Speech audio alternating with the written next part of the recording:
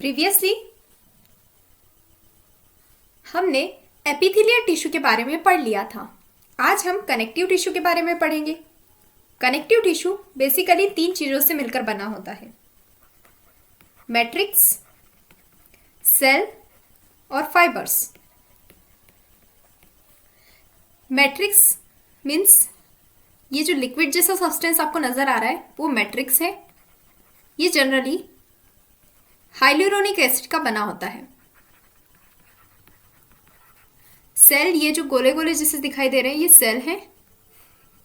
और फाइबर्स, ये जो तार जैसे हैं, ये फाइबर्स हैं। तो कनेक्टिव टिश्यू मैट्रिक, सेल और फाइबर्स से मिलकर बना होता है। जनरली सेल जो होती हैं वे ही मैट्रिक्स को सिक्रीट करती हैं। अब इसी बेसिस पर कनेक्टिव टिश्यू को 3 पार्ट्स में डिवाइड किया है। पहला है कनेक्टिव टिश्यू प्रॉपर, दूसरा है कनेक्टिव टिश्यू स्केलेटल और तीसरा है connective tissue vascular. Connective tissue proper के अंदर एरियोलर टिश्यू, एडिपोस टिश्यू, ये सब चीजें आएंगी। स्केलेटल के अंदर बोन और कार्टिलेज होगा, ये लोकोमोशन का काम करवाता है। वेस्कुलर टिश्यू के अंदर ब्लड होगा और लिम्फ होगा।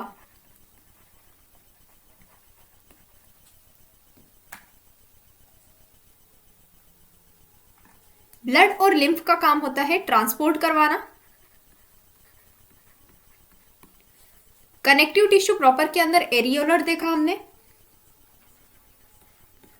एरियोलर टिश्यू का काम होता है कनेक्शन करवाना। हमारी जो बॉडी वॉल होती है उसके अंदर एरियोलर टिश्यू की लेयर प्रेजेंट होती है जो कि इंटेग्यूमेंट और हमारी स्केलेटल मसल को कनेक्ट करने का काम करती है। आगे जाकर हम इसको डिटेल में समझेंगे।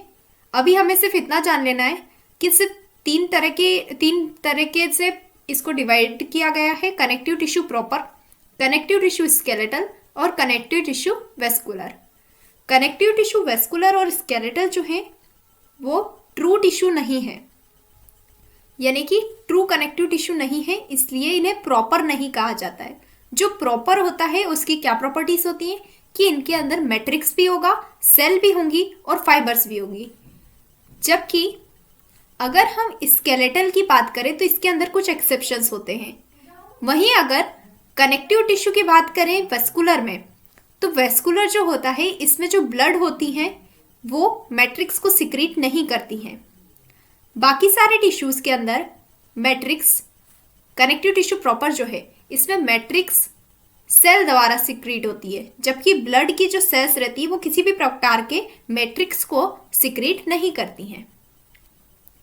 अब हम कनेक्टिव टिश्यू का एक बार ओवरव्यू देखेंगे कि इसमें हमें क्या क्या पढ़ना है। लूज कनेक्टिव टिश्यू देखेंगे, डेंस कनेक्टिव टिश्यू देखेंगे, स्पेशलाइज्ड कनेक्टिव टिश्यू देखेंगे।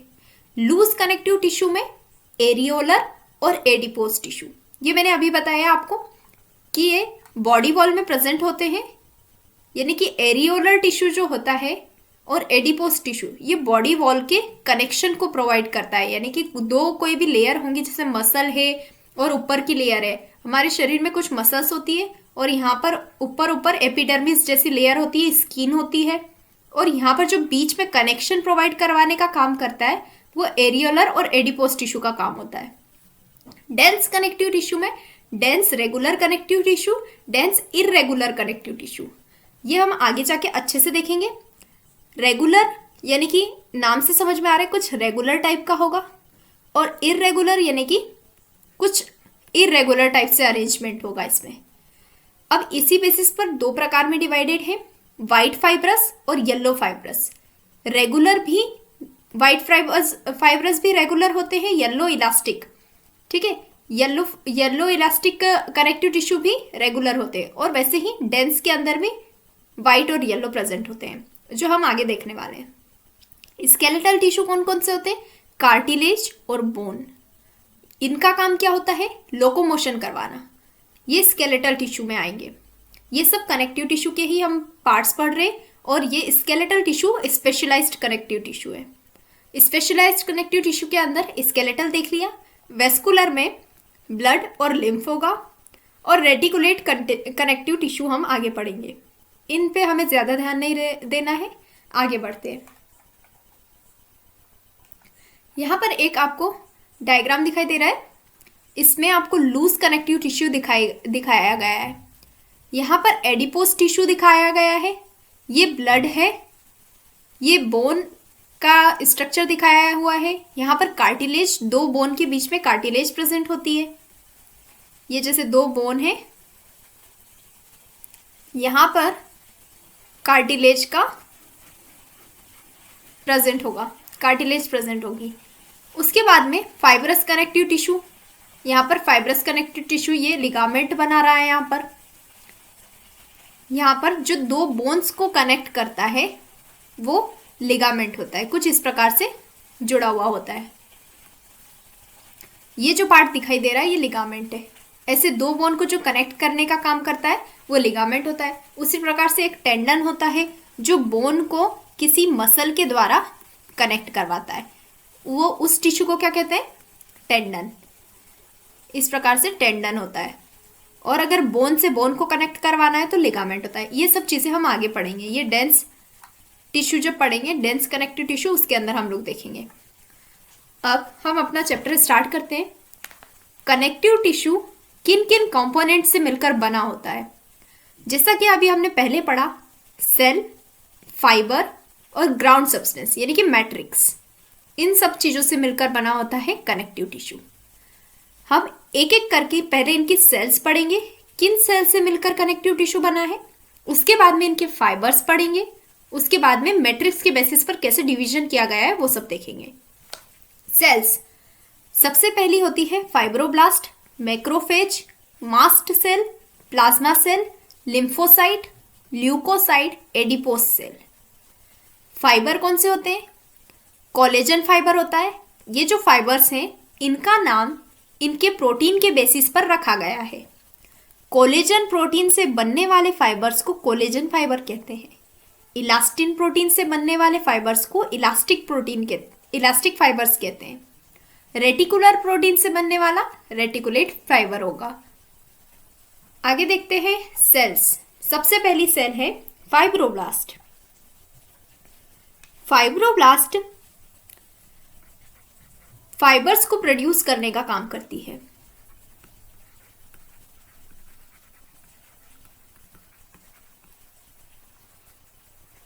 और मैट्रिक्स को सिक्रीट करती है।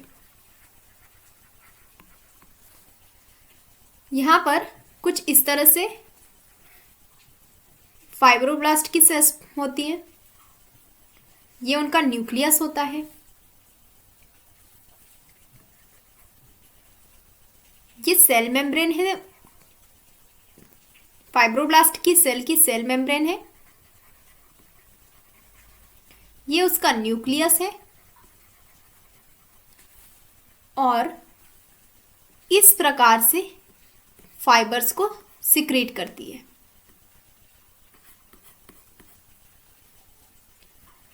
तो ये हो गया एक स्ट्रक्चर फाइब्रोब्लास्ट का। ये सबसे लंबी सेल होती है, लार्जेस्ट सेल है, कनेक्टिव टिश्यू में लार्जेस्ट सेल है। और यूं बॉडी में लार्जेस्ट सेल न्यूरॉन होती है, ठीक है। मैक्रोफेजेस की बात करते हैं। मैक्रोफेजेस जो रहती हैं इनको scavenger cell of connective tissue भी कहा जाता है।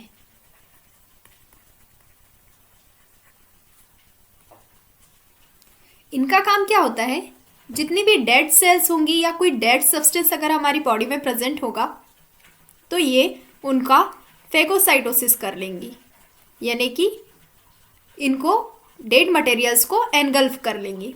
और इस प्रोसेस को क्या कहते हैं? सेल के खाने को फेगोसाइटोसिस कहते हैं। इनका जो न्यूक्लियस होता है वो इस प्रकार से किडनी के शेप्ड का होता है। इसे हम रेनिफॉर्म न्यूक्लियस कहते हैं।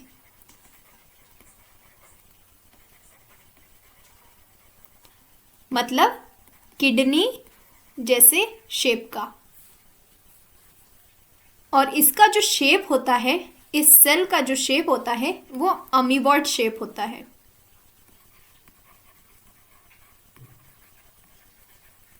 यानी कि जिस प्रकार से अमीबा अपना शेप चेंज करता रहता है, वैसे ही ये सेल भी अपना सेल का शेप चेंज कर लेगी। नेक्स्ट है mast cell. Mast cell granular होती है, यानी कि इसके अंदर बहुत सारे ग्रेन्यूल्स दिखाई देते हैं, और इनका जो न्यूक्लियस होता है वो एस शेप्ड का होता है, यानी कि कुछ एस जैसे आकार का नजर आता है। इसमें 2 से 3 लोब होते हैं इसके न्यूक्लियस में, और ये कुछ सेल इस प्रकार से दिखाई देती है। इसका क्या क्या काम होता है? पहला तो ये हिपेरिन नाम के सब्सटेंस को सिक्रीट करती है, जो कि एक तरह का म्यूको पॉलीसेकेराइड है। और ये जो होता है ये नेचुरल एंटी कोएगुलेंट की तरह एक्ट करता है,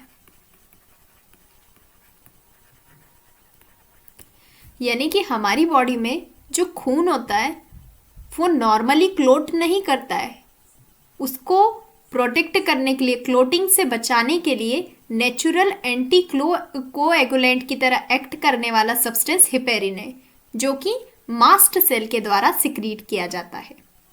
दूसरा सब्सटेंस जो ये सिक्रीट करती है वो है हिस्टामिन। हिस्टामिन एक प्रकार का वेजोडाइलेटर है। वेजोडाइलेटर का अर्थ क्या होता है? जो ब्लड वेसल होती है उसके डायमीटर को इंक्रीज करवाने का काम कौन करता है? हिस्टामिन। यानी कि जैसे कि इसमें से ब्लड निकल रहा है तो ये थोड़ी सी जगह में से ब्लड निकल रहा होगा। अगर ब्लड प्रेशर बढ़ रहा है तो ये जो है वेसल को बड़ा कर देगा, जिसकी वजह से ज़्यादा ब्लड यहाँ से निकल पाए। ठीक है। दूसरा काम क्या होता है? पहला काम तो ये होगा कि वेजोडाइलेटर की तरह एक्ट करता है, और दूसरा होता है कि ये सेल की परमिएबिलिटी को बढ़ा देता है। परमिएबिलिटी को बढ़ा देता है, इसका मतलब क्या होता है? जैसे जो सेल का अंदर का सब्सटेंस है उसको बाहर की तरह सिक्रीट करवाना शुरू कर देगा, जिसकी वजह से यहाँ पर थोड़ा थोड़ा पानी जमा होने लगेगा, और उसी की वजह से ये फूल जाएगा और यहाँ पर सूजन या रेडनेस या फिर थोड़ा सा गरम गरम सा महसूस होगा। तो ये सब कारण किसके होते हैं? एलर्जी जब भी होती है तो हिस्टामिन का रिलीज होता है। ठीक है।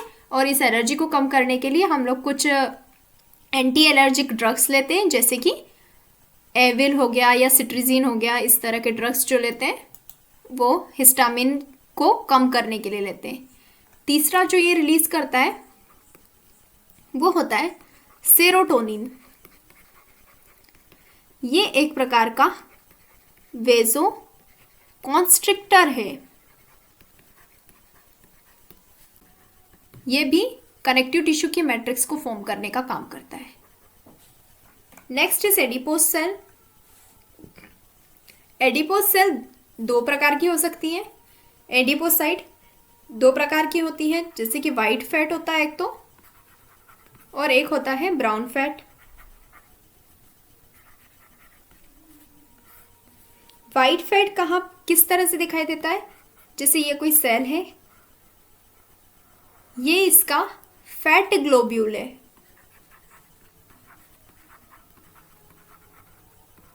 जैसे इस सेल में यहाँ पर दिखाई दे रहा है, ये इतना बड़ा जो दिखाई दे रहा है ये सारा फैट रिजर्वायर विथ ट्राइग्लिसराइड, यानी कि फैट का ग्लोब्यूल है। और इसमें जो न्यूक्लियस होगा ना वो कॉर्नर पे ऐसे साइड में होगा और छोटा सा होगा।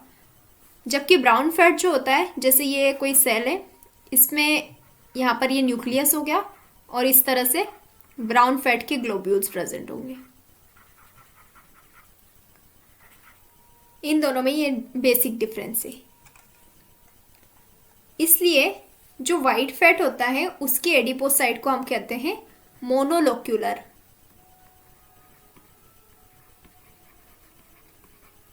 और इसमें मल्टीलॉक्यूलर,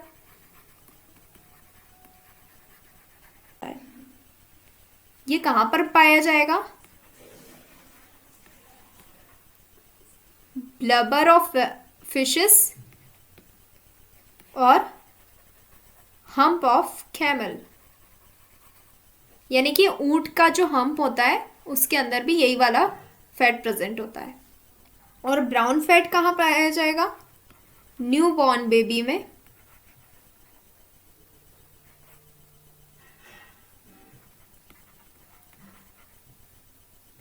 और रोडेंट्स में। रोडेंट्स मतलब जैसे चूहा हुआ या श्रीव हुआ, ये जो रहते हैं ये हाइबरनेशन करते हैं। तो हाइबरनेशन के टाइम पे इनको, हाइबरनेशन यानी कि ठंड के समय में ये लोग सो जाते हैं और इसके लिए इनको ब्राउन फैट की आवश्यकता होती है। ब्राउन फैट काफ़ी मात्रा में एनर्जी प्रोड्यूस करता है as compare to this. White fat जो होता है वो सिर्फ फैट का स्टोरेज करने का काम करता है, जबकि ब्राउन फैट जो होता है इसके जो ग्लोब्यूल्स रहते हैं ये टूट टूट कर एनर्जी प्रोवाइड करते हैं। तो जिन चीज़ों में एनर्जी चाहिए रहेगी, जैसे कि न्यू बॉर्न बेबी है, उसको ज़्यादातर ठंड नहीं लगती है, वो अपना जो प्रोटेक्शन है वो इस ब्राउन फैट के द्वारा कर लेता है।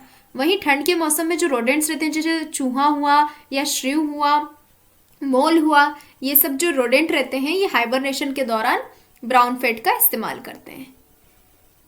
नेक्स्ट आता है लिम्फोसाइट। लिम्फोसाइट हमने पढ़ रखा है, दो तरह के होते हैं, बी लिम्फोसाइट और टी लिम्फोसाइट। ये दो तरह के लिम्फोसाइट प्रेजेंट होता है। इनके अंदर एक चीज कॉमन होती है और वो होती है इनका न्यूक्लियस। इनका जो न्यूक्लियस होता है वो लार्ज होता है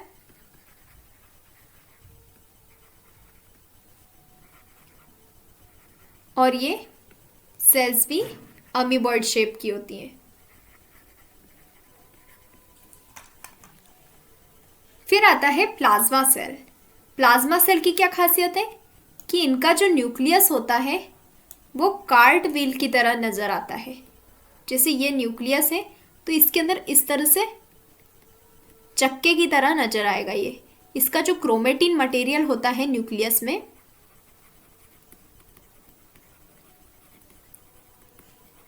is arranged like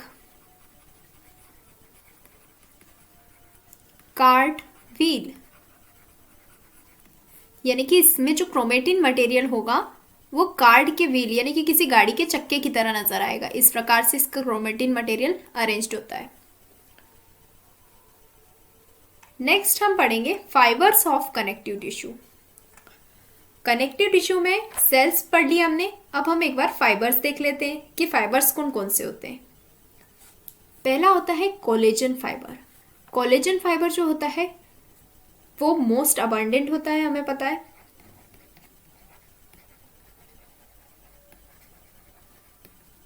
और कोलेजन प्रोटीन जो होता है मोस्ट अबंडेंट होता है एनिमल्स में, और अगर पूरे वर्ल्ड में देखा जाए तो रूबिस्को होता है मोस्ट अबंडेंट। इलास्टिक प्रोटीन, और यहाँ पर रेटिकुलर फाइबर बनता है रेटिकुलेट प्रोटीन से। तो कोलेजन जो होता है ये कहाँ पाया जाता है, इसकी लोकेशन देख लेते हैं। ये पाया जाता है टेंडन में। इलास्टिक कार्टिलेज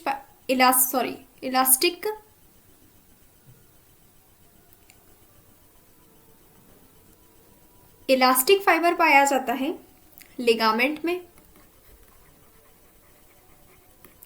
रेटिकुलेट फाइबर पाया जाता है स्प्लीन में और लिम्फ नोड में।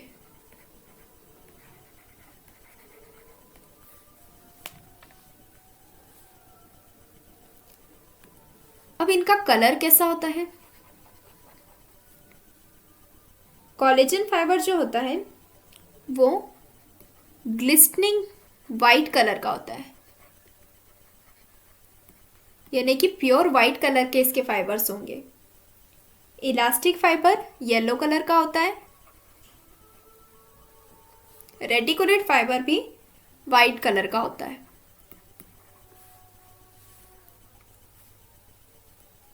नेक्स्ट इनका नेचर,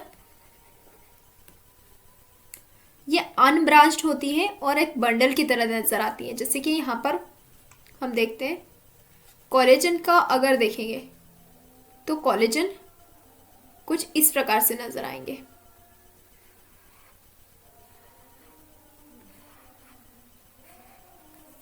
इलास्टिक फाइबर,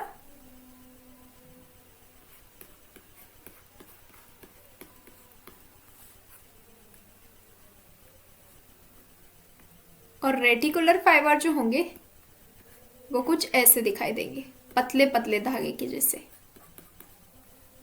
तो जो टेंडन होता है वो इस तरह के कोलेजन फाइबर से मिलकर बना होता है, और जो लिगामेंट होता है वो इस तरह के इलास्टिक फाइबर से मिलकर बना होता है, और रेटिकुलर फाइबर से मिलकर बना होने वाला स्प्लीन और लिम्फ नोड्स होती हैं। अब इनका नेचर किस प्रकार का होता है? ये अनब्रांच्ड होते हैं,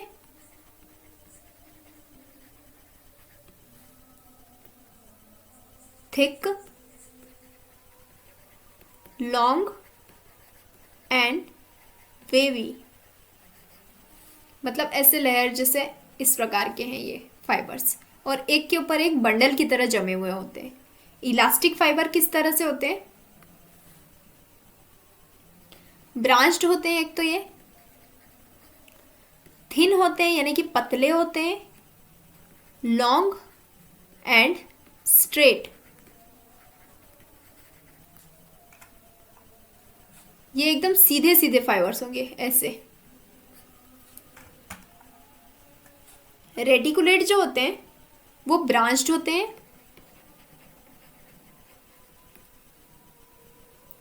फॉर्म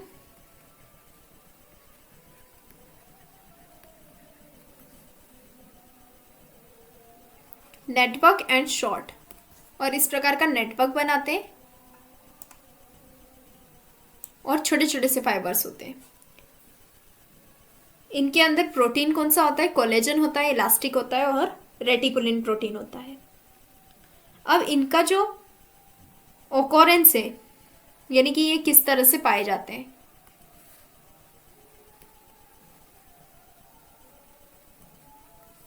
ये पाए जाएंगे बंडल्स में। ये अकेले अकेले पाए जाएंगे, सिंगल, और ये भी सिंगल पाए जाएंगे, यानी कि ये इस प्रकार से बंडल्स बनाएंगे ऐसे वेव जैसे। और ये जो होते हैं ये सिंगल होते हैं इस प्रकार से, ये भी सिंगल होते हैं।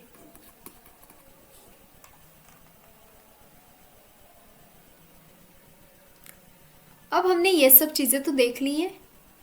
अब ये जो नाम लिया है मैंने टेंडन और लिगामेंट, ये हमने कहाँ देखा था? एक बार हम इसको इस चार्ट से समझने की कोशिश करते हैं। यहाँ पर देखिए, वाइट फाइब्रस कनेक्टिव टिश्यू से बनने वाली जो कॉर्ड है उसे टेंडन कहा है, और येलो इलास्टिक कनेक्टिव टिश्यू से बनने वाली जो कॉर्ड है उसे लिगामेंट कहा है। यानी कि वाइट फाइब्रस से बनने वाली, इसका मतलब ये एक प्रकार का डेंस रेगुलर कनेक्टिव टिश्यू है। इसे अभी सिर्फ लिंक कर रहे हैं, आगे जाके इसे डिटेल में समझेंगे। अभी हमें क्या समझना है कि जो टेंडन है वो कॉर्ड जैसा है। कॉर्ड और शीट में क्या डिफरेंस है ये मैं बता देती हूँ। कॉर्ड जो होगा वो एक किसी लोहे के डंडे के समान होगा, मतलब एग्जैक्टली नॉट लाइक।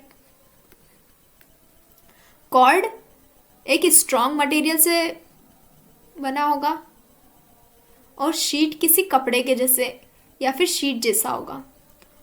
तो जो हाथों में जो टेंडन होता है, रिस्ट में यहाँ पर इस प्रकार से जैसे कोई हैंड है,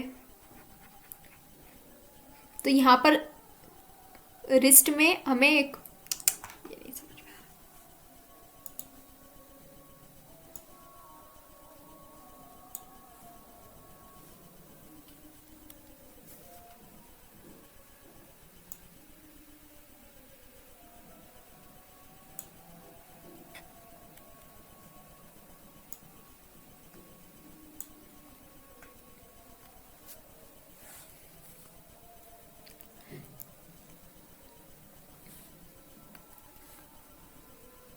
कॉर्ड, टेंडन, वाइट फाइब्रस की जो कॉर्ड है,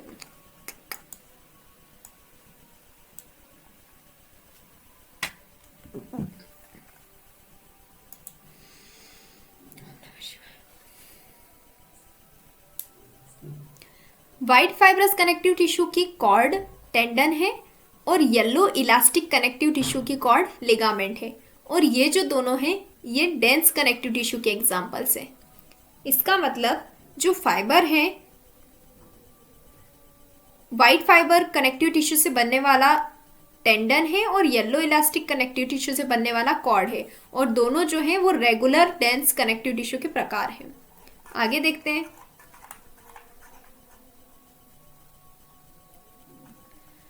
इस चार्ट को देखिए, इसके हिसाब से हम आगे चलेंगे। कनेक्टिव टिश्यू 3 प्रकार से डिवाइडेड है: loose connective tissue, dense connective tissue, specialised connective tissue. Loose connective tissue के अंदर एरियोलर और एडिपोज टिश्यू आता है। डेंस कनेक्टिव टिश्यू में व्हाइट फाइब्रस कनेक्टिव टिश्यू और येलो फाइब्रस कनेक्टिव टिश्यू होगा। व्हाइट फाइब्रस कनेक्टिव टिश्यू भी 2 पार्ट में डिवाइडेड है, रेगुलर और इररेगुलर। अब नाम से ही समझ में आ रहा है, रेगुलर जो होंगे वो कुछ इस प्रकार से होंगे और इररेगुलर मतलब ऐसे अस्त व्यस्त रखे होंगे। रेगुलर इसमें भी कुछ इस प्रकार से होगा और इररेगुलर मतलब ऐसा कुछ होगा। तो जो कॉर्ड होता है वो एकदम ऐसे डंडे के समान सीधा सीधा होता है, जबकि जो शीत होती है वो किसी कपड़े के जैसे या रुमाल के जैसे हम समझ सकते हैं। किसी चीज़ को कवरिंग करवाने के लिए काम आने वाली चीज़ें कौन सी होती है? शीत होती है। तो इररेगुलर के अंदर इस प्रकार से हम समझेंगे और रेगुलर के अंदर कॉर्ड इस प्रकार से समझेंगे। अब व्हाइट फाइब्रस कनेक्टिव टिश्यू से जो कॉर्ड बनी है वो टेंडन है, येलो फाइबर से जो कॉर्ड बनी है वो लिगामेंट है। वो दोनों कुछ इस प्रकार से होंगी। अब यहाँ पर हमने कोलेजन से बनने वाला टेंडन देखा था। यहाँ पर हम देख सकते हैं कोलेजन से बनने वाला टेंडन है। कोलेजन जो होता है वो white fibrous connective tissue, white fibrous connective tissue के अंदर कौन सा पाया जाता है? Collagen fibre. Yellow fibrous connective tissue के अंदर कौन सा पाया जाएगा?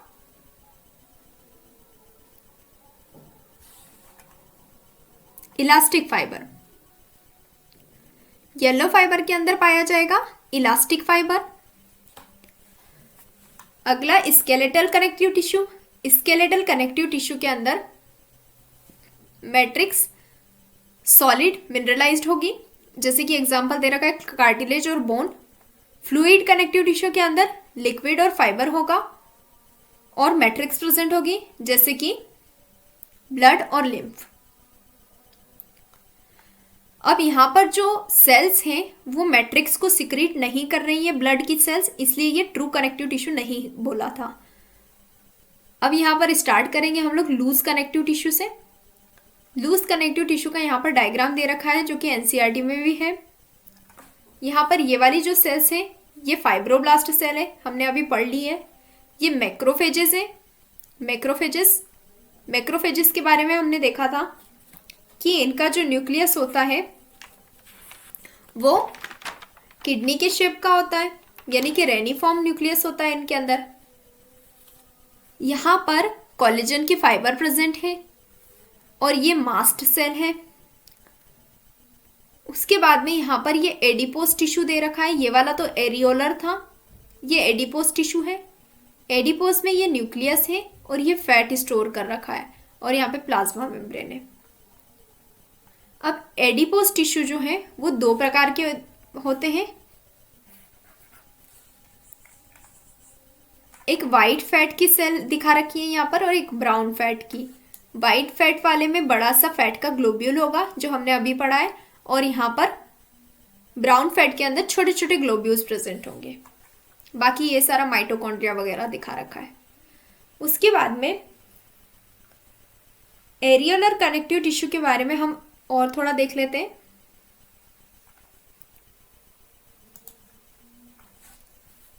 ये देखिए यहाँ पर ये जो सबसे ऊपर वाली लेयर है इसको हम एपिडर्मिस कहते हैं। इसके अंदर जो लेयर प्रेजेंट होगी उसे हम डर्मिस कहेंगे। ये जो मैं बना रही हूं ये बॉडी वॉल का स्ट्रक्चर है।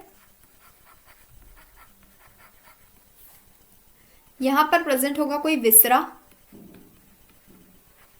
विसरा का अर्थ है, इसे समझिए कि ये हमारी स्किन है। और विसरा, विसरा मतलब कोई भी ऑर्गन है, जैसे कि लीवर हुआ या स्टमक हुआ या कोई भी विसरल ऑर्गन हुआ। तो हम लोग इसकी बात कर रहे हैं। विसरल ऑर्गन से लेकर यहाँ तक का जो सफ़र है उसके बीच में कितनी लेयर्स हैं। तो अब देखिए,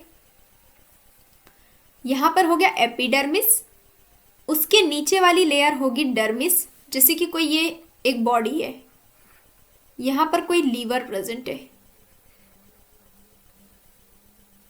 तो ये जो बॉडी की लेयर्स हैं और इस विसरा के बीच में जो डिस्टेंस है, यहाँ पर कितनी लेयर्स प्रेजेंट है वो यहाँ पर देखी जा रही है। तो जो सबसे ऊपर वाली लेयर होगी वो एपिडर्मिस की होगी, उसके अंदर जो लेयर होगी वो डर्मिस होगी। डर्मिस के बाद में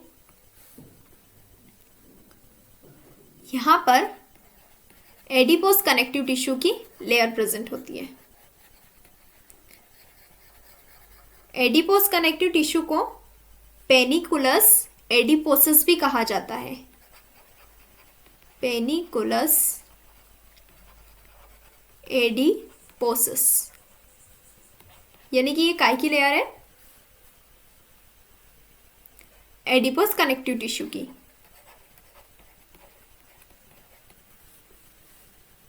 यहां पर फिर आता है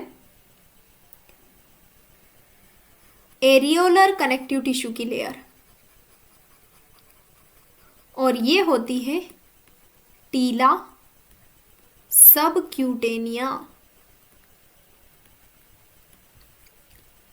तो जैसा कि हमने बताया था कि कनेक्टिव टिश्यू का काम होता है कनेक्शन करवाना। इस वाली लेयर को एपिडर्मिस प्लस डर्मिस, इन दोनों को मिलाकर कहते हैं इंटेग्यूमेंट।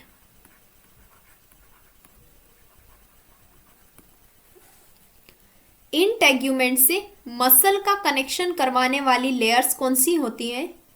एक तो होती है एडिपोस कनेक्टिव टिश्यू और दूसरा होता है एरियोलर कनेक्टिव टिश्यू।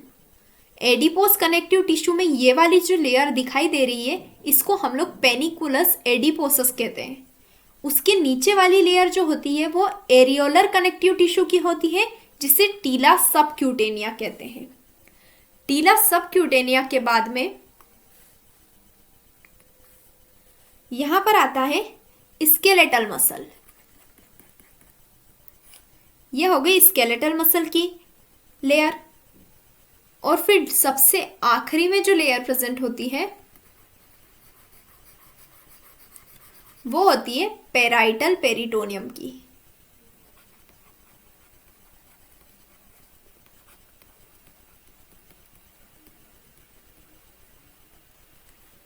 तो देखिए, पेराइटल पेरिटोनियम तो हमने समझ में आ गया कि यहां पर होगी। तो फिर विसरल पेरिटोनियम कहाँ होगी? क्या इसके नीचे विसरल होगी? नहीं, विसरल विसरल ऑर्गन के ऊपर प्रेजेंट होगी। तो ये वाली जो लेयर होगी विसरल ऑर्गन के ऊपर प्रेजेंट, इसको कहते हैं विसरल पेरिटोनियम। तो देखिए, यहां पर जो सबसे ऊपर वाली लेयर होगी उसे कहेंगे एपिडर्मिस।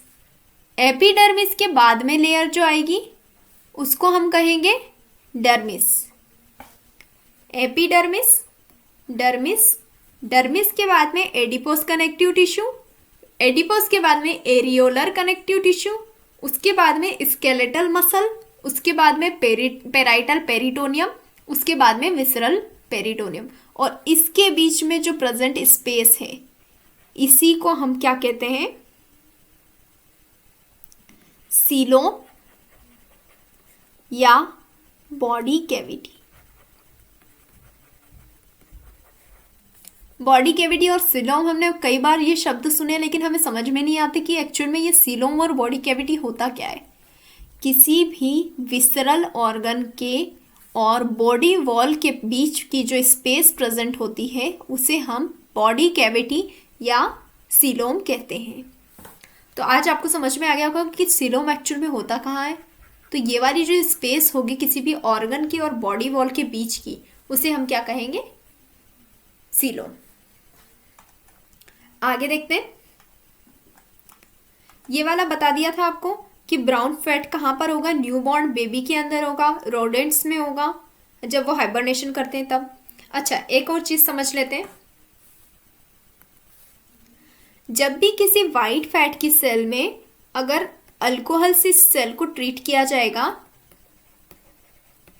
अल्कोहल से ट्रीट करने पर ये जो फैट का ग्लोब्यूल है ये पूरा खत्म हो जाएगा और ये सेल कुछ ऐसी बन जाएगी, पूरा ये सारा गायब हो जाएगा। और ये जो एम्प्टी स्पेस रहेगी ना, इसे हम कहेंगे वैक्यूल। यहां पर खाली स्पेस बच जाएगी। अगला डेंस कनेक्टिव टिश्यू होता है। डेंस कनेक्टिव टिश्यू में यहां पर देखिए, इसमें डेंस कनेक्टिव टिश्यू में व्हाइट फाइब्रस कनेक्टिव टिश्यू और yellow fibrous connective tissue. White fibrous का ऐसे बना होगा कोलेजन से। यहां पर देखिए, कोलेजन जो थे वो व्हाइट कलर के थे, इलास्टिक जो थे वो येलो कलर के थे। तो जो व्हाइट फाइब्रस कनेक्टिव टिश्यू होंगे वो कोलेजन से बनने वाले होंगे और इलास्टिक वाले जो होंगे वो येलो से बनेंगे।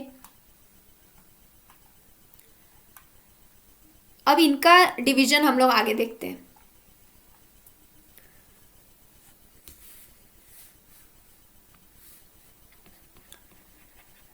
डेंस कनेक्टिव टिश्यू में सबसे पहले आता है white fibrous connective tissue. White कौन सा वाला होता है? कोलेजन।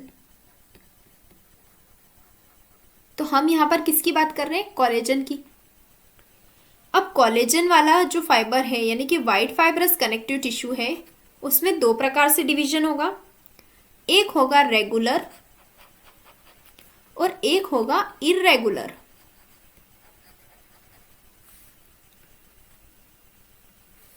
रेगुलर में जो अरेंजमेंट होगा वो कुछ इस प्रकार से रेगुलर होगा।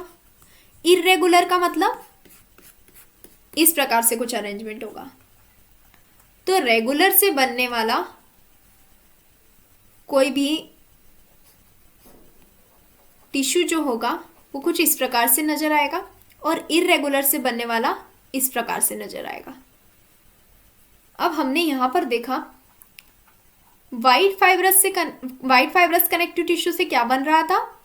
टेंडन। और इसकी शीट से क्या बनेगा ये हम देखते हैं। तो अभी हम व्हाइट फाइब्रस की बात कर रहे हैं।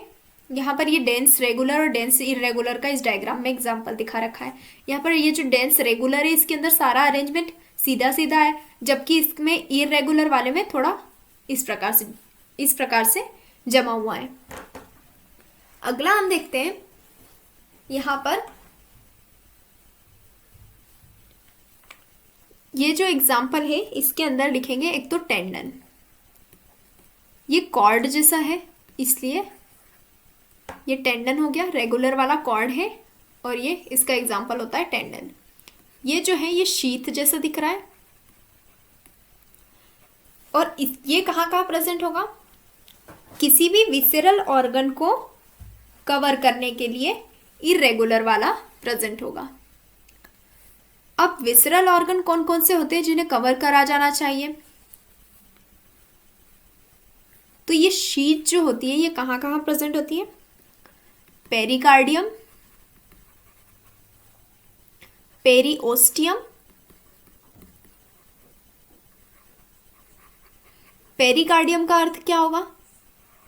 ये कोई हार्ट है, हार्ट के ऊपर जो लेयर होगी, पेरिकार्डियम से क्या समझ में आ रहा है कि हार्ट के ऊपर की जो लेयर होगी इसको कवर करने का काम किसका होगा? शीत का। ठीक है, इरेगुलर वाली शीत का। और इसमें कौन सा फाइबर होता है? कोलेजन फाइबर होता है। पेरिओस्टियम यानी कि जैसे ये हड्डी है, ओस्टिया वर्ड किसके लिए यूज होता है? हड्डी के लिए। कार्डिया वर्ड किसके लिए यूज होता है?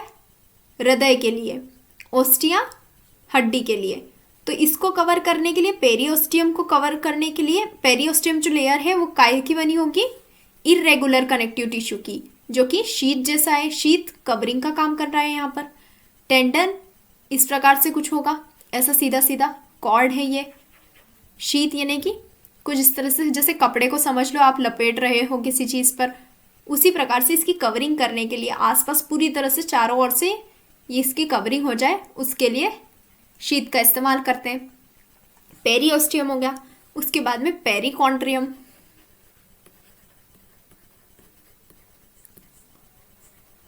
कॉन्ड्रियम वर्ड किसके लिए यूज होता है? कार्टिलेज के लिए।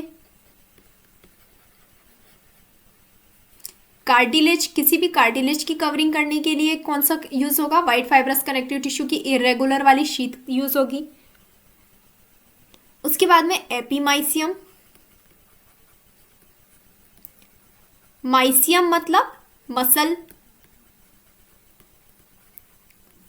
किसी भी मसल को कवर करने के लिए जो टिश्यू काम आएगा वो भी शीट होगी। वाइट फाइब्रस कनेक्टिव टिश्यू की शीट होगी। शीट मतलब irregular arrangement. Next is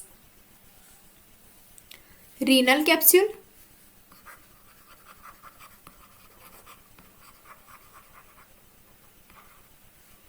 kidney को कवर करने के लिए ग्लाइसंस कैप्सूल।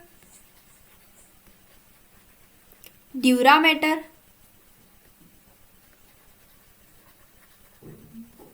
ये दिमाग को कवर करने के लिए जो लेयर होती है। ड्यूरामेटर, पायामेटर और एरेक्नॉइड, ये दिमाग को कवर करने के काम आती है। इसके ऊपर 3 लेयर्स होती है ना, उसकी जो टॉप मोस्ट लेयर होती है वो ड्यूरामेटर होती है,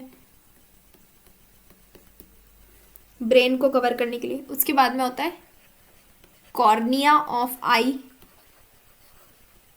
आई की जो कॉर्निया होती है वो भी वाइट फाइब्रस कनेक्टिव टिश्यू की शीट से बनी हुई होती है।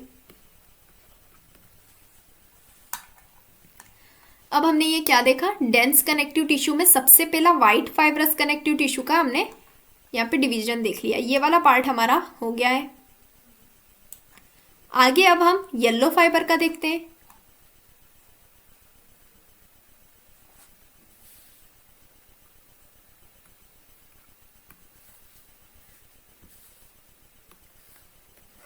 येलो फाइब्रस कनेक्टिव टिश्यू, इसके अंदर भी 2 पार्ट होंगे।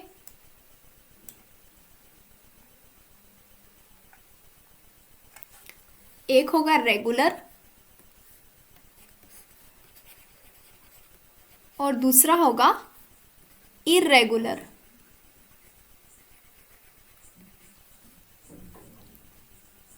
रेगुलर से बनने वाला लिगामेंट, और इरेगुलर से क्या क्या बनता है? जितनी भी वेसल्स होती है ना, उनकी अंदर वाली जो लाइनिंग होती है, कोई सी भी वेसल होगी, वेसल, उनके अंदर वाली जो लाइनिंग होगी वो yellow fibrous connective tissue. Yellow fibre है, इसका मतलब क्या समझ में आ रहा है कि ये इलास्टिक कार्टिलेज की बनी, इलास्टिक फाइबर की बनी होगी, इलास्टिक फाइबर से बनी होगी। अगर ये इलास्टिक फाइबर से बनी हुई है, इसका मतलब इसके अंदर इलास्टिसिटी प्रेजेंट होनी चाहिए। तो लिगामेंट और इरेगुलर जो येलो फाइब्रस कनेक्टिव टिश्यू है, YFCT जो है, YFCT इरेगुलर वाला, इरेगुलर से शीट बनती है और रेगुलर से कॉर्ड बनता है, ये हमें पता है। तो अगर लिगामेंट है, इसका मतलब इस तरह से कुछ अरेंजमेंट होगा, और शीट है, इसका मतलब इस तरह से कुछ अरेंजमेंट होगा, ताकि ये भी कवरिंग का कुछ काम करेगी। और ये जो है ये ऐसे कॉर्ड जैसा होगा। अब देखो, ये येलो है, यानी कि इसके अंदर कौन सा फाइबर प्रेजेंट है? इलास्टिक। इलास्टिक प्रेजेंट है, इसका मतलब इसमें कुछ इलास्टिसिटी चाहिए। तो सोचिए, अगर जैसे 2 बोन है, इन 2 बोन को कनेक्ट करना है हमें, तो बोन्स को कनेक्ट करने के लिए हमें कोई इलास्टिक सब्सटेंस चाहिए होगा, यानी कि येलो वाला फाइबर चाहिए होगा, ताकि बोन्स आपस में मुड़ सके, यानी कि इसके अंदर थोड़ी सी फ्लेक्सिबिलिटी आ सके। वरना अगर जैसे कोई किसी इंसान का पैर है, यहाँ पर एक बोन ये है, एक बोन ये है, यहाँ उसका नी है, अगर यहाँ पर इलास्टिसिटी नहीं होगी तो फिर वो चल ही नहीं पाएगा। यहाँ पर हल्का सा बेंड जरूरी है उसको चलने के लिए, कुछ इस प्रकार से। तो ये जो बेंड होता है किसी भी फ्लेक्सिबिलिटी प्रोवाइड करने के लिए बोन्स के बीच में, तो उसके लिए हमको कौन सा वाला फाइबर लेना होगा, ये इलास्टिक फाइबर लेना होगा, ताकि बोन्स को थोड़ी सी फ्लेक्सिबिलिटी प्रोवाइड हो सके। वरना सीधा सीधा अगर इसके अंदर टॉक्सिसिटी हो जाएगी फिर तो ये पूरा पैर सीधा सीधा हो जाएगा। इसलिए यहाँ पर येलो फाइबर का यूज़ किया गया है। येलो फाइबर मतलब इलास्टिक फाइबर का। वैसे ही अगर वेसल की बात करें, जैसे कि इसके अंदर से कोई लिम्फ होगी या फिर कोई ब्लड वगैरह कुछ भी वेसल है, अगर इसमें से पास कर रहा है, तो अगर प्रेशर बढ़ गया तो इसको थोड़ा सा स्ट्रेच होने की कैपेबिलिटी होनी चाहिए। अगर ये स्ट्रेच नहीं होगी तो ये तो ब्लास्ट कर देगी, फट जाएगी। तो इसको स्ट्रेचेबिलिटी के लिए हमको थोड़ा सा इलास्टिसिटी चाहिए, और इलास्टिसिटी कौन प्रोवाइड करेगा? Yellow fibrous connective tissue. ठीक है, तो ये हो गया। अब इसके एग्जाम्पल देख लेते हैं। वॉल ऑफ लिम्फ वेसल,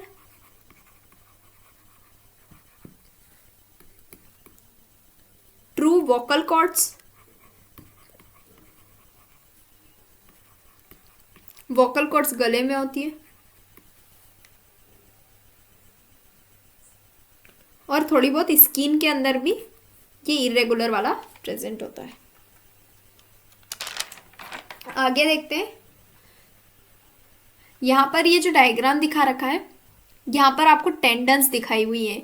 ये जो लड़की का हाथ है, इसमें ये जो प्रेजेंट है ऐसे जो हमें नज़र आ रही है ऊपर, इस तरह से जो हमारे हाथ में होती है ना, ये टेंडन होती है। वैसे ही हमारी जो रिस्ट होती है आगे की तरफ, वहाँ पर भी जैसे ये हाथ है,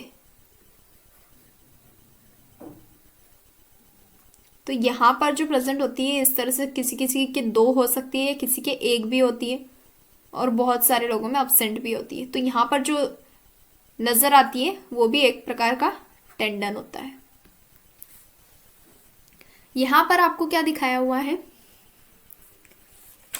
ये एग्जाम्पल है इलास्टिक फाइबर का। जो लिगामेंट है ये सबसे स्ट्रॉन्गेस्ट लिगामेंट होता है, इलियो। इस लिगामेंट का नाम है इलियो फीमोरल लिगामेंट।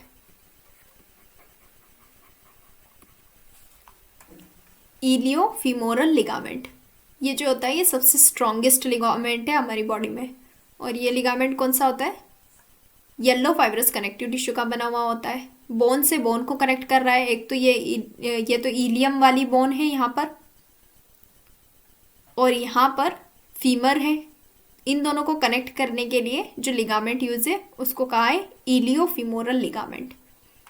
हिप बोन को फीमर से कनेक्ट करने के लिए। फीमर हमारी लॉन्गेस्ट बोन होती है। Next is reticular fibre. हमने ये वाली जो टेबल देखी थी स्टार्टिंग में, यहाँ पर हमने देखा था, एक तो हमने कॉर्ड शीथ वगैरह ये सब चीज़ें पढ़ लिए। उसके बाद में अब यहाँ पर एक रेटिकुलर कनेक्टिव टिश्यू था, हम इसे पढ़ रहे हैं। और यहाँ पर हमने इसके फाइबर्स देख लिए। 3 प्रकार के फाइबर होते हैं, कोलेजन, इलास्टिक, रेटिकुलेट। कोलेजन हम देख चुके हैं, white fibrous connective tissue WFCT वाला। इलास्टिक हम देख चुके हैं, येलो फाइब्रस कनेक्टिव टिश्यू। और रेटिकुलेट अब हम देख रहे हैं, जो कि कहाँ प्रेजेंट होता है? स्प्लीन में और लिम्फ नोड्स में।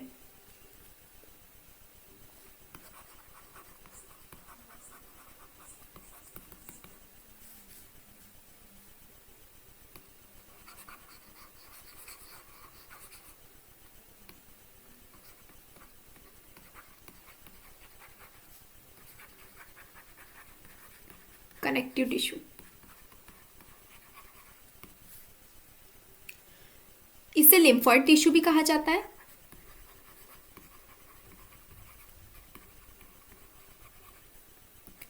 क्योंकि ये स्प्लीन और लिम्फ को बनाता है। ये कुछ ऐसे पतले पतले धागे की तरह होता है। देखिए, जो कोलेजन फाइबर होगा वो कुछ इस प्रकार से होगा, यानी कि आप इसे एक रस्सी के जैसे समझ सकते हैं, कोई मोटी सी रस्सी है। येलो फाइबर जो होगा, इलास्टिक फाइबर, वो किसी इलास्टिक के जैसे होगा, यानी कि आप इसे इलास्टिक जैसे स्ट्रेचेबल समझ सकते हैं। और रेटिकुलर फाइबर जो होगा ना, वो एकदम धागे की तरह होगा, पतला सा और टुकड़े टुकड़े वाला, उसको क्या कहेंगे, रेटिकुलर फाइबर। तो तीनों में ये डिफरेंस है कि इसका अगर हम लोग देखेंगे इन्हें तो ये एकदम सीधे सीधे नजर आएंगे, यानी कि किसी धागे की तरह, किसी रस्सी की तरह समझ सकते हैं हम इसे। और अगर हम येलो फाइबर की बात करेंगे, यानी कि इलास्टिक फाइबर की, तो ये किसी इलास्टिक की जैसी होगी, यानी कि स्ट्रेचेबल होगी। और ये जो होगी ये स्ट्रेचेबल तो नहीं होती है, लेकिन ये धागे नुमा होती है, पतली पतली सी, और आसानी से टूट सकती है। तो ये क्या बनाती है, लिम्फ नोड्स को बनाती है, लिम्फोइड टिश्यू। अब लिम्फ नोड कौन कौन से होते हैं, टॉन्सिल हो गया, पेयर पैचेस हो गए, ये इसके एग्जाम्पल्स थे। ये पढ़ चुके हैं, येलो फाइबर पढ़ चुके हैं, वाइट फाइबर पढ़ चुके हैं, एरियोलर भी पढ़ लिया है हमने, एडिपोस टिश्यू भी पढ़ लिया है, रेटिकुलेट भी पढ़ लिया है। अब हम ये वाला स्टार्ट कर रहे हैं, मैट्रिक्स सॉलिड। इसमें कार्टिलेज आज हम खत्म कर देंगे।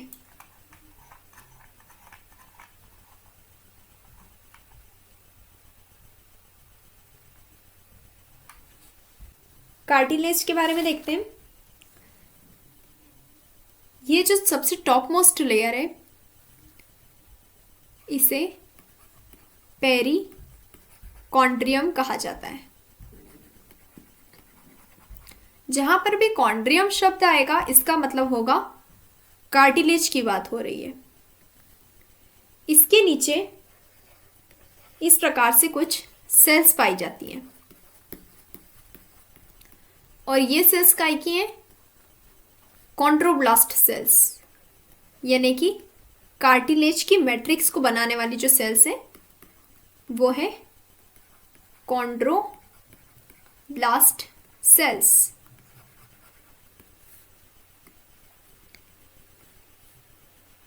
और यहां पर इसकी मैट्रिक्स प्रेजेंट होती है।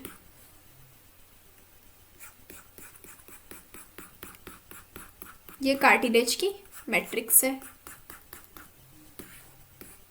अब इस मैट्रिक्स में कुछ छोटे छोटे स्पेसेस प्रेजेंट होते हैं।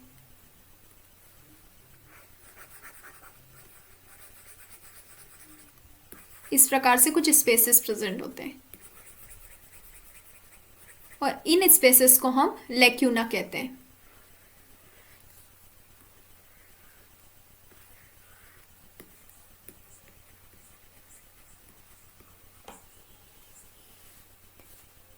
इनके अंदर ऐसे 2 या 4 के पेयर में कॉन्ड्रोसाइट नाम की सेल्स होती हैं।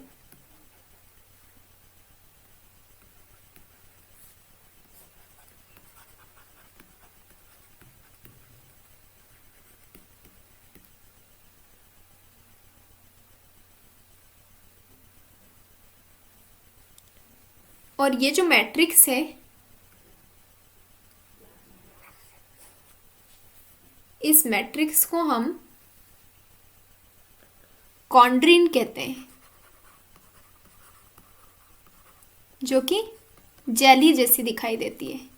और जिस जेली के अंदर एयर बबल्स आ जाते हैं ना, उसी प्रकार से यहाँ पर ये कुछ बबल्स जैसे प्रेजेंट होते हैं। इनको हम कॉन्ड्रोसाइट कहते हैं। इनके अंदर सेल्स होती है, इनको कॉन्ड्रोसाइट कहते हैं। और ये जो स्पेसेस है, इनको लेक्यूना कहते हैं। अब देखिए,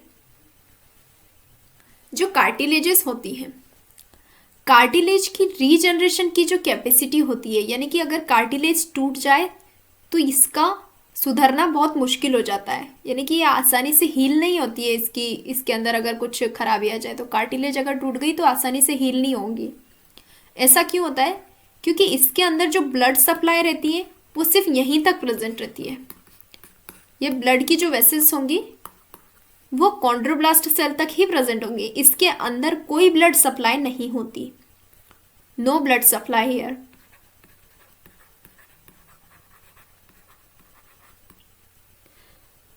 इसलिए जो इसकी मैट्रिक्स होती है उसको हील करना बहुत मुश्किल है, यानी कि अगर किसी कार्टिलेज में ब्रेक आ गया तो वो बहुत मुश्किल से ठीक होगा। अब जो कार्टिलेज होता है उसमें मैट्रिक्स, किस प्रकार के फाइबर प्रेजेंट है मैट्रिक्स के अंदर, उस बेसिस पर हम इन्हें 4 टाइप्स में डिवाइड करते हैं।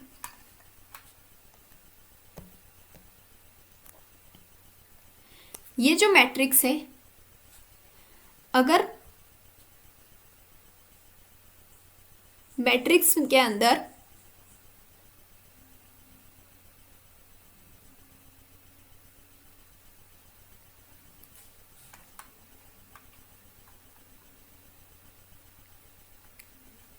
इस मैट्रिक्स के अंदर किस तरह का सब्सटेंस प्रेजेंट है उस बेसिस पर हम कार्टिलेज को 4 टाइप्स में डिवाइड करते हैं, यानी कि 4 तरह की कार्टिलेजेस हो सकती हैं। एक होती है हाइलिन कार्टिलेज, दूसरी होती है वाइट फाइब्रस कार्टिलेज, तीसरी होती है इलास्टिक कार्टिलेज,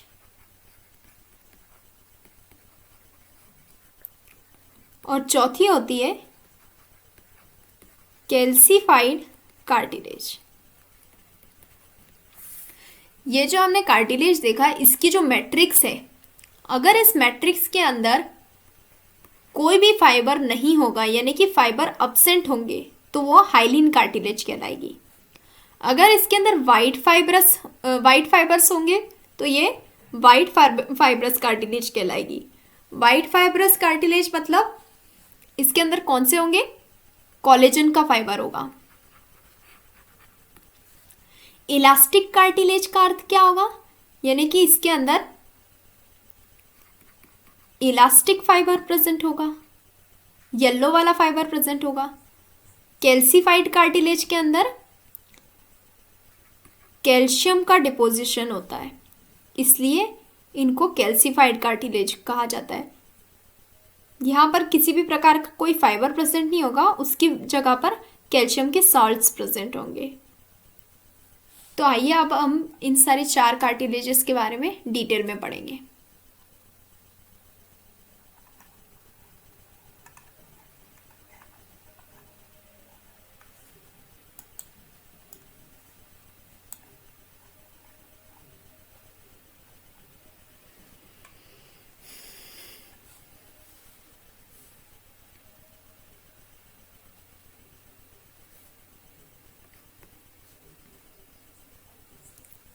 सबसे पहली होती है हाइलिन कार्टिलेज। अगर कोई भी फाइबर प्रेजेंट नहीं है, मतलब फाइबर्स एब्सेंट है, तो उसे हाइलिन कार्टिलेज कहा जाएगा। इसका जो कलर होता है वो ब्लूइश वाइट होता है।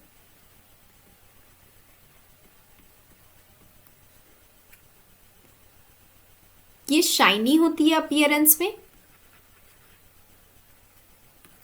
और ट्रांसलूसेंट होती है, यानी कि किसी कांच की तरह हम समझ सकते हैं इसको।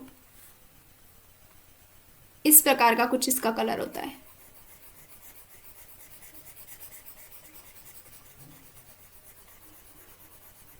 तो ये हमें समझ में आ गया कि ये शाइनी भी होती है, थोड़ा सा चमकीला सा इसका कलर होता है, और ये ट्रांसलूसेंट होती है।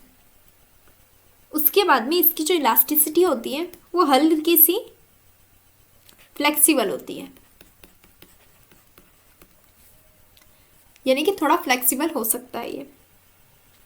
अब ये कहाँ कहाँ पाई जाती है ये भी हमें देखना होगा।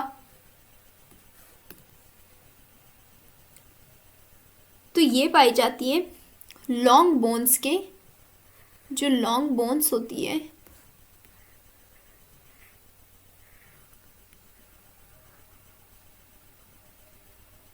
उसके सिरे पर, यानी कि यहाँ पर इस प्रकार से ये प्रेजेंट होती है।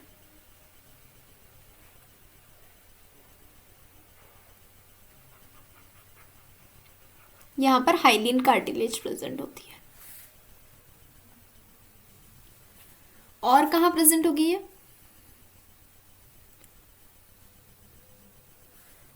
स्टर्नम में end of long bone, sternum, ribs, nasal septum. For example ये जैसे नोज है, तो ये जो नोज का जो सेप्टम होता है ना, यहां पर कौन सी कार्टिलेज प्रेजेंट होती है? नेजल सेप्टम पे हाइलिन कार्टिलेज प्रेजेंट होती है। इसकी टिप पर दूसरी कार्टिलेज होती है, ठीक है। नोज की टिप पर इलास्टिक होती है। नोज की नेजल की सेप्टम की बात हो रही है यहाँ पर। नेजल सेप्टम पर हाइलिन कार्टिलेज होगी। ये हल्की सी फ्लेक्सिबल होती है, बहुत ज्यादा फ्लेक्सिबल नहीं होती है। उसके बाद में ये और कहाँ प्रेजेंट होगी? ट्रेकिया में। ये जो ट्रेकिया होता है ना, इस पे सी शेप्ड की कार्टिलेजेस होती है, हमको पता है। तो इस ट्रेकिया में जो सी शेप्ड की कार्टिलेज होती है ना, वो भी हाइलिन कार्टिलेज होती है।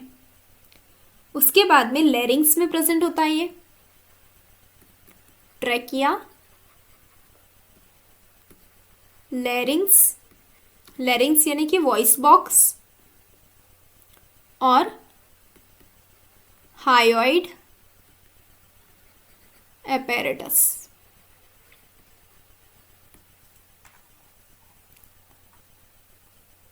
ये हमने हाइलिन कार्टिलेज के बारे में देख लिया।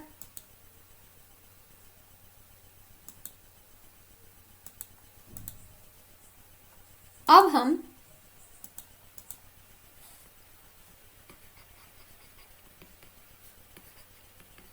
वाइट फाइब्रस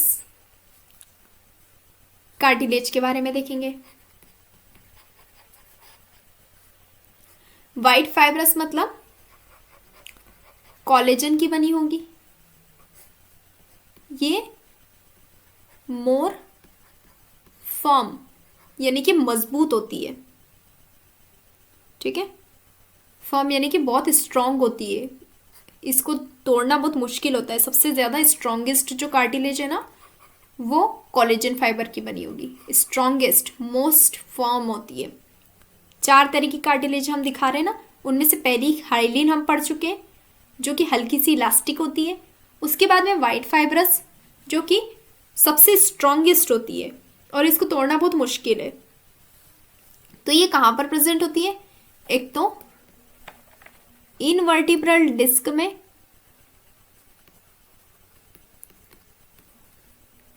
और दूसरी प्यूबिक सिम्फेसिस पे। इनवर्टिब्रल डिस्क यानी कि जैसे कि ये कोई रिब केज है,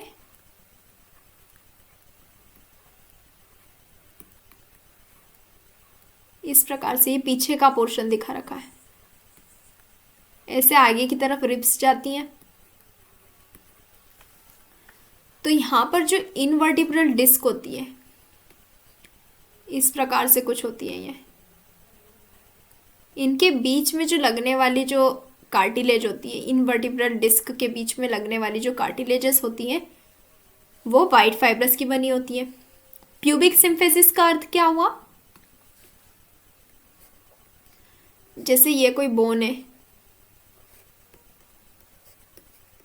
हिप बोन है ये, इलियम इस्चम,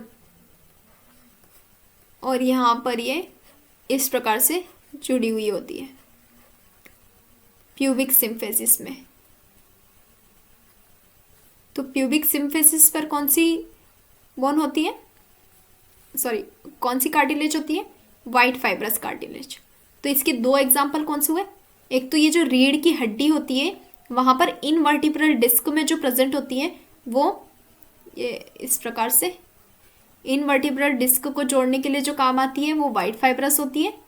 और प्यूबिक सिम्फिसिस, ये दोनों बहुत स्ट्रॉन्गेस्ट जॉइंट होने चाहिए, इसलिए यहाँ पर स्ट्रॉन्गनेस देने के लिए यानी कि कठोरता देने के लिए हमको वाइट फाइब्रस कार्टिलेज की जरूरत पड़ी। फिर अगला है हमारे पास इलास्टिक कार्टिलेज।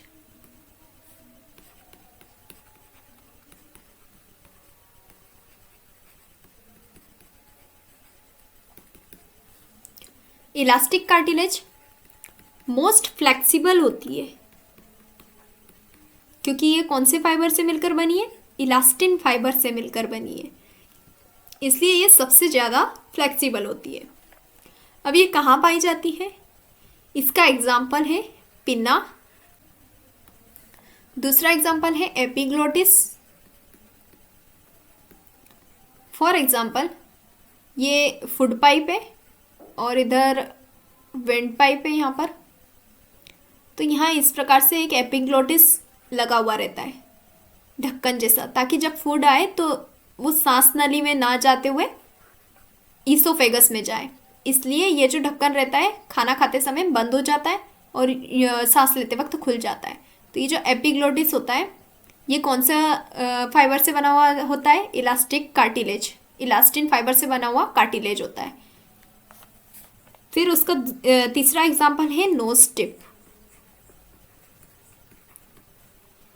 यानी कि जो जैसे ये किसी इंसान की नोज है तो यहाँ पर जो कार्टिलेज प्रेजेंट है वो तो हाइलिन है नेजल सेप्टम पे, लेकिन जो इसकी टिप पर प्रेजेंट है वो कौन सी कार्टिलेज है? Elastic cartilage.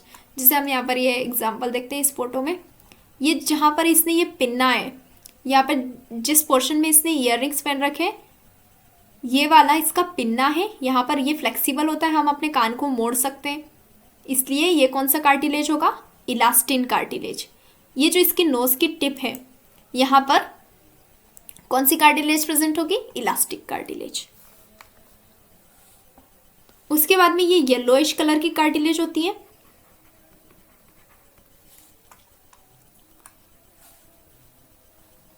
ओपेक कार्टिलेज होती है, ये ट्रांसपेरेंट वगैरह नहीं होती है। ये इससे पहले जो हमने पढ़ी थी ना ये वाली येलो वाइट फाइबर वाली वाइट फाइब्रस कार्टिलेज, ये भी ओपेक होती है।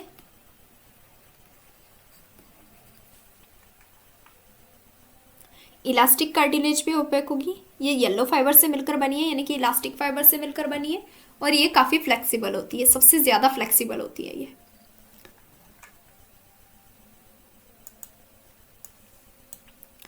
नेक्स्ट हमारे पास है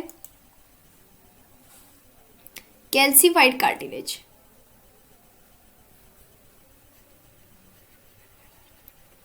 कैल्सीफाइड कार्टिलेज, कैल्सीफाइड कार्टिलेज सबसे ज्यादा हार्डेस्ट होगी। हार्डेस्ट मतलब हार्डेस्ट और फर्म में क्या अंतर है? अभी हमने पढ़ा था कि ये सबसे ज़्यादा स्ट्रॉन्गेस्ट है। स्ट्रॉन्गेस्ट और हार्ड होने में थोड़ा सा फर्क है। स्ट्रॉन्ग यानी कि ये टूटेगी नहीं आसानी से, जैसे कि फॉर एग्जांपल एक लोहे की रॉड है और दूसरा एग्जांपल है diamond.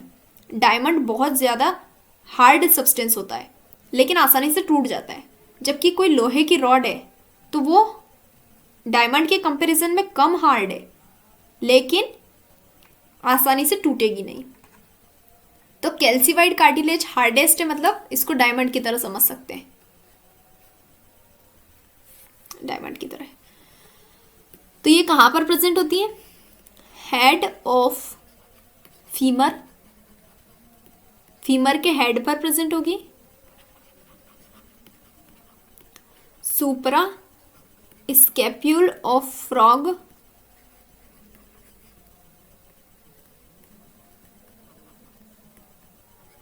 Vertebra of shark, shark के वर्टिब्रा में भी ये वाली कार्टिलेज प्रेजेंट होती है कैल्सीफाइड। कैल्सीफाइड का मतलब नाम से समझ में आ रहा है, इसके अंदर कैल्शियम के सॉल्ट्स का डिपोजिशन होगा। ये जो होगी ये हार्ड होगी और नॉन इलास्टिक होगी। ये भी ओपेक होती है, यानी कि इसके आर पार नहीं देखा जा सकता है। यहां पर अब हमें समझ में तो आ ही गया है। ये हेड ऑफ फीमर और एक और जगह होती है हेड ऑफ ह्यूमरस।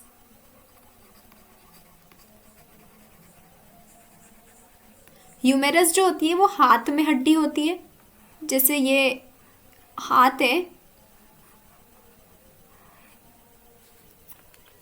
तो ये जो हाथ की जो हड्डी होती है ना,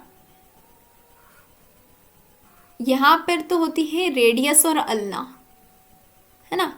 और जब ऊपर जाता है हाथ तो यहां वाली जो हड्डी होती है ये होती है ह्यूमरस। वैसे ही जो पैर होता है,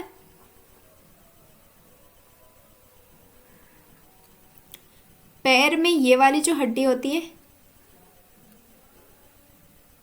टिबिया टार्सल, ये सब तो अलग अलग होती है। और यहाँ वाली जो हड्डी होती है इसे हम कहते हैं फीमर।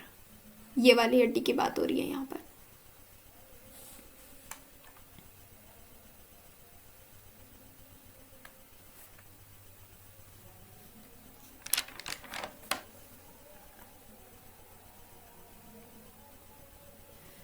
अब एक चीज और देख लेते हैं। हम बात कर रहे हैं आर्थराइटिस की।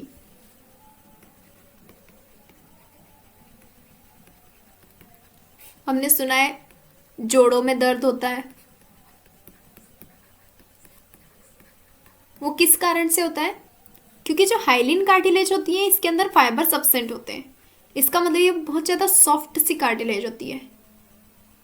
तो इसमें जैसे जैसे पैर ज़्यादा ज़्यादा मूवमेंट करता है तो बुढ़ापा में आके क्या होता है कि ये घिस जाती है ये कार्टिलेज, जिसकी वजह से ये टकराने लगती हैं दो बोन्स आपस में, और उसकी वजह से दर्द होता है। इसी को हम आर्थराइटिस कहते हैं। अब ये जो कैल्सिफाइड होती हैं इसके बारे में भी हम देख लेते हैं कि ये जैसे ये यहाँ पर जुड़ती है इस प्रकार से, तो ये बॉल एंड सॉकेट जॉइंट होता है। यहाँ पर भी इलियम स्टम्प से जुड़ा हुआ ये बॉल एंड सॉकेट जॉइंट होता है। इस प्रकार से हड्डी होती है यहाँ पर, और यहाँ पर दूसरा, तो ये जो जॉइंट होता है ये बॉल एंड सॉकेट होता है। यहाँ पर ऐसे गेंद की तरह होता है और ये सॉकेट की तरह होता है। तो यहाँ पर ये कार्टिलेज प्रेजेंट होती है। वैसे ये शरीर होता है अगर इस प्रकार से, तो यहाँ पर जो कार्टिलेज प्रेजेंट होगी वो कैल्सिफाइड कार्टिलेज होगी।